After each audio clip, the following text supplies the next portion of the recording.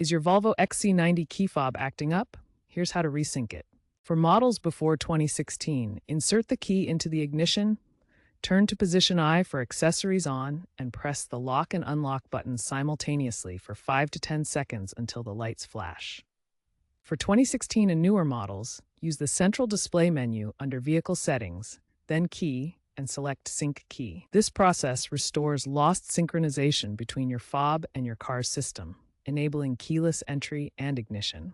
Note that software updates can sometimes cause desync issues, so ensure your car's software is up to date. To pair a new key fob with your Volvo XC90, start by entering the vehicle using an existing working fob. Then access the central display menu. On the central display, navigate to Settings, then My Car, then Key, and select Add Key. Follow the on-screen prompts while pressing the buttons on your new fob.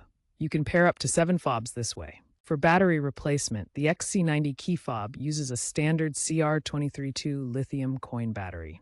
Pry open the fob carefully with a flat screwdriver. Remember to resync the fob after battery replacement to restore full functionality. Looking ahead, Volvo is integrating key fobs with smartphone apps, potentially replacing physical fobs entirely with phone as key technology for enhanced security and convenience.